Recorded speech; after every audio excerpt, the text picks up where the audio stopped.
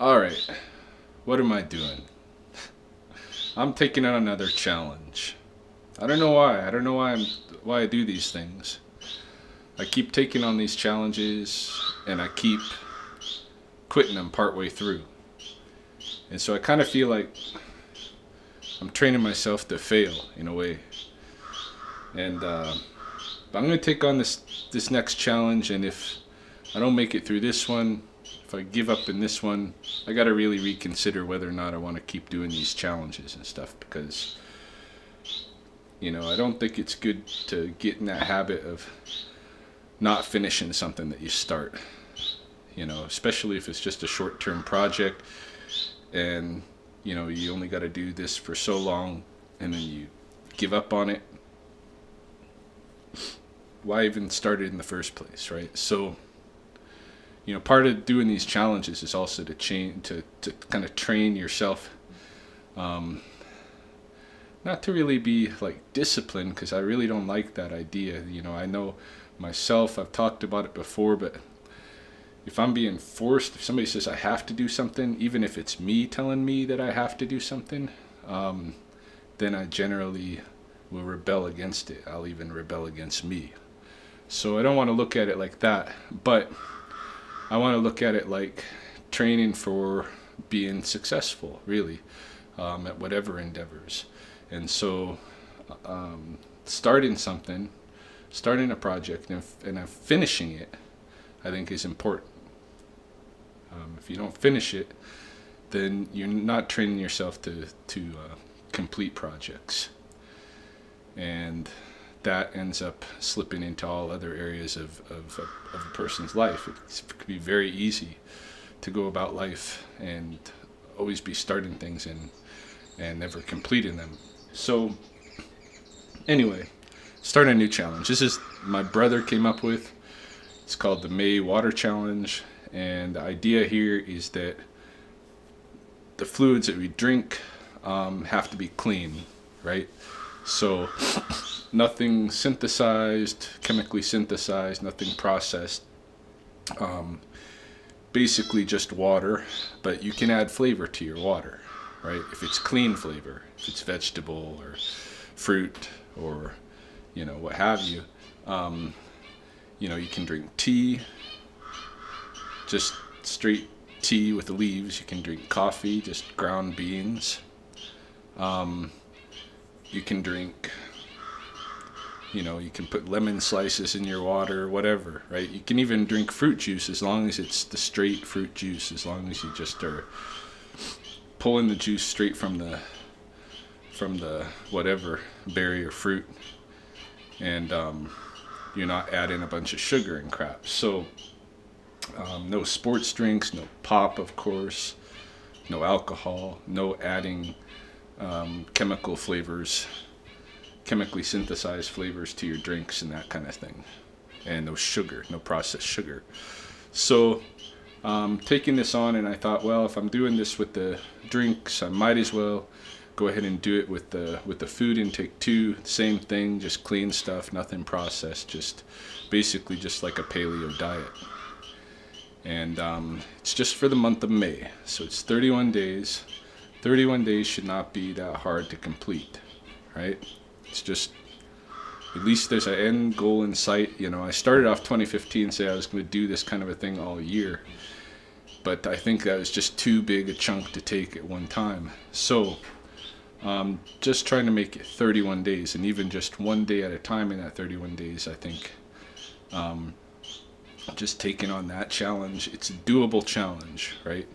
It's not that difficult, but it is dealing with an addictions, because I have food addictions, and a lot of people have food addictions, and the things that we consume and stuff. And a lot of times we overlook these because it's not like being a fall down drunk, and it's not like like you're smoking like a chimney, and you can see immediate, or not quite immediate, but much more drastic effects of some addictions. But it seems like with food we kind of tend to overlook the negative effects because they don't have so much negative effects on our social life or our profession or that kind of thing. It's just our health, as if our health doesn't matter. But yeah, a lot of people, the vast majority of people out there are addicted to garbage crap that's hurting their health. And so this is a challenge to train in new habits, but it's taking it just a little chunk at a time. It's not saying we're done with all of this stuff. It's saying we're just putting it aside for the month of May, and after that, who knows? But you don't have to think about it in your mind like it's all over. I'm never going to be able to do this or eat that again. All you got to put in your mind is that it's just for the month of May. Just for the month of May, just a little experiment to see how it feels, see how your body feels without it. So this morning, I'm starting off with just a coffee. I added a little bit of natural unprocessed honey to it, just not even a spoonful of unprocessed honey, just a little, like even half a teaspoon is what I put in there. And I'm having a banana, very ripe banana. And I'm gonna have to go to the store and get some things. I think like maybe some eggs and some fruit and nuts and just really basic stuff, and do this 31 days, one day at a time. Okay, I'm on to my second cup of coffee for the morning. I'm already feeling a little bit discouraged. I announced to Mahoney when she got up that I'm going to go for a totally paleo diet for the whole month of May. And right away, her response is, you're not spending extra money on separate food for yourself. And it makes sense. I don't blame her for that response, because we can't really afford it. Like for me to be buying a whole bunch of separate food that's just, the stuff that I'm going to eat that nobody else is going to eat. So I appreciate that, and there's ways around it, because actually I have pretty good food storage that I made last summer. Some of it's even from the year before, but it's time to use it up anyway, and then I can replenish it. But I'll show you what I've got going on in here. This is going into my garage.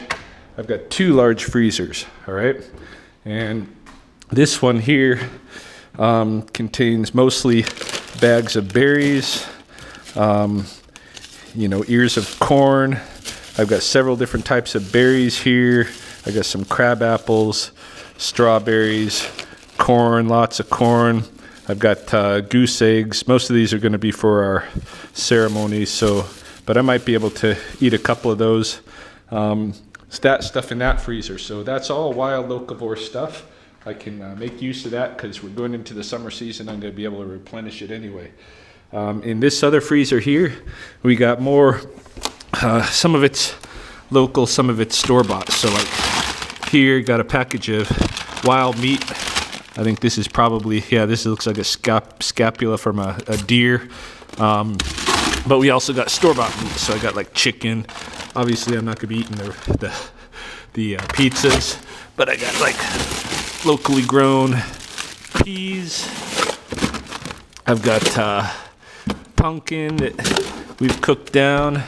I've got, this is probably some old pike fish, that I caught. So I got a lot of meat and protein stuff in this freezer, and some more veg. So really, I think I'm good to go. Mahoney doesn't want me spending money on separate food, and really, that's good, because it's going to push me to use this other stuff that I've already set aside, and it's just sitting there and probably going to go to waste if it doesn't get eaten pretty quick. So in addition to my banana I ate this morning, I'm going to eat 2 ears of corn, and this is a parsley root, what is it called? Hairy leaf parsley. It's a local plant, pretty much like just a very starchy, bland root, and so I'm gonna eat that. There's a lot of stuff coming into season in the coulees now, so I'm gonna have to be collecting some wild food as I eat the stuff that I've got stored away in my freezer, and that's the approach I guess I'm gonna take. Okay, I'm about to head out to the coulees for a bit to do a search for a rattlesnake den, but at the same time I'm going to probably harvest some plants. Right now though, I need to find a drink to bring with me, so I've got a little water bottle here, and I've got some lime water that I've had for a little bit, so I'm going to pour the lime water in there and maybe top it up with just cold water from the tap, and then I'll make some new lime water tonight. But I also plan to make some different teas with some of the stuff that I gather from the coulee, so I'll show what I get out there.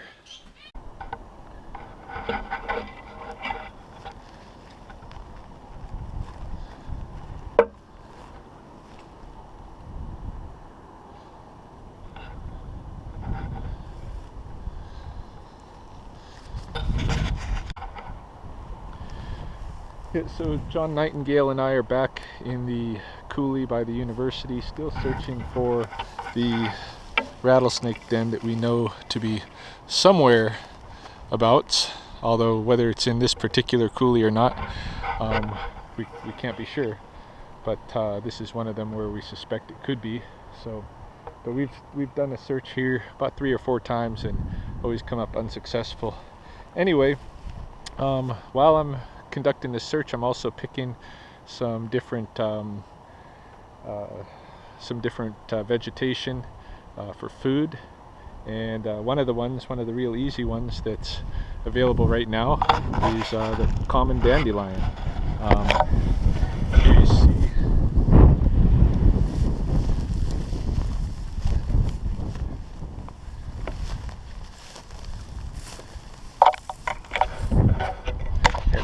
they're just all over the coulee here. You can eat the flower. You know, earlier in the season, or when you get young plants, the greens are pretty good before they get a lot of that white milky sap in them. After they start flowering though, you eat the flower. Some people make wine with it. Certainly you can go to the grocery store and buy tea made out of it. I'm eating some of them while I walk around. I'm also harvesting a bunch to dry and make teas from. Further down into the coulee, I'm expecting to find yellow violet, and that, just like most other violets and violas, the whole plant is edible. So I just break off the greens and flower above the ground and eat those. Yeah, here's a yellow violet now.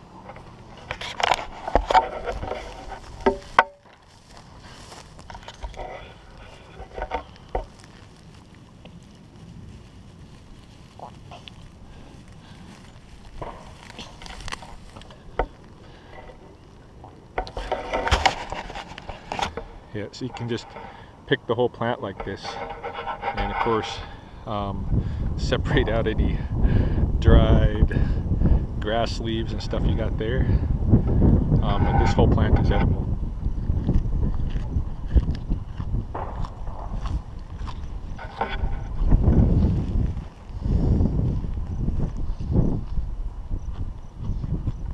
Prairie salad.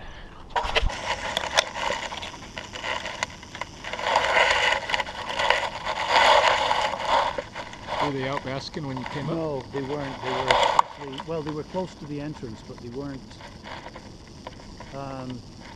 They probably were basking, yeah, but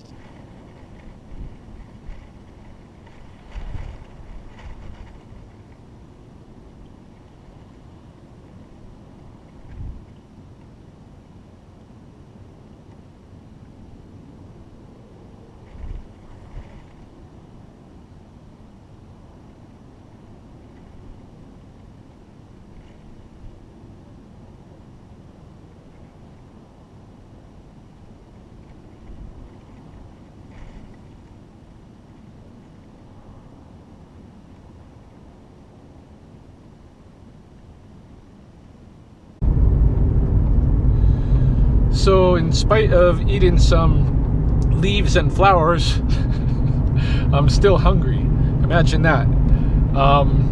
So I'm very hungry and I'm on the run. I have to be at another meeting, or at a meeting this afternoon in a few minutes here. So I just stopped by the grocery store and picked up 2 of these packets of eggs. So they're just straight out chicken eggs, omega-3 chicken eggs. So I'm going to eat 4 eggs.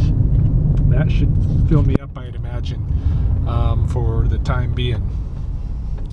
Yeah, so I'm at the meeting space down at the nature center, and actually looks like there'll be some things down here I can snack on. They got coffee, they got water, they got some fruit, and yeah, more fruit. So definitely all that stuff is clean stuff, so I'll enjoy some.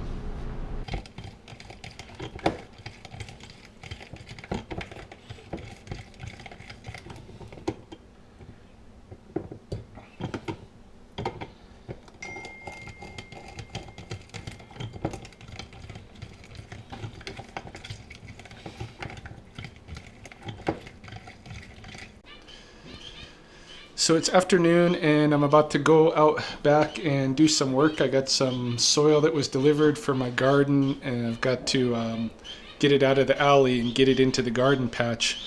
But already I'm pretty hungry, like my body's like craving a big calorie dump kind of a thing, like just have an unsatisfied feeling, like I wouldn't mind some like A&Ws or something.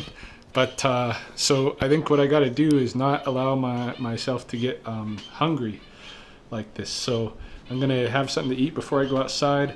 I've got a carrot, and I'm gonna dip it in this organic peanut butter, which the only ingredients in this is peanut. So, and I'm drinking, saw me squeezing the lime water. So I'm gonna eat this. I'm also gonna bring this out to make some sun tea with some of the dandelion heads that I picked today. I'm going to see how that makes into a sun tea. I've never tried that before. But yeah, I just got to keep eating things that are good, sticking to the diet so I don't get too hungry and like, you know, be interested in eating something that's not appropriate with the diet. Okay, for dinner, Mahoney has made a egg noodle dish with chickens and asparagus and carrots and onions, and I'm really not supposed to eat egg noodle, but I'm gonna eat it because Mahoney cooked it, and that's my dinner. And I'm drinking lime water. Okay, so messed up with the egg pasta, with the egg noodles. You know, I know that some of the ingredients in the egg noodles is processed stuff, and so that made my day like not the perfect paleo day, but I still did pretty good. After dinner, a little bit after dinner, thought I was just gonna go to bed, but I was only able to sleep a couple of hours, and thirsty, so I'm getting up, gonna have some more of my lime water, and for a snack I'm gonna eat a homemade dill pickle. And the ingredients for this dill pickle is homemade, and it's you know, of course it's just cucumber, dill, some garlic, and of course the pickling salt, I think there's some vinegar and water, and that's about it. So I think that stuff is pretty clean. It's a little over the top on salt, I guess, but it's pretty straightforward ingredients, so I don't feel like I'm really breaking the rules eating that, because I made it myself. All the processing was stuff that I did myself, except for like I didn't generate the salt or anything like that, but all the vegetable components, you know, I bought here, and vinegar is not too far beyond the definitions of what I'm trying to do. But the egg noodle's no good. But I don't, I don't want to be like where Mahoney can't just make her dinner. It's not like it was terrible, dirty food, gross food, or anything like that. It's just a little bit of egg noodle, which I know contains some ingredients that I'm not supposed to eat, but for something like that, I think I gotta be able to make an allowance. So that would be day 1, and we'll see how we do for day 2.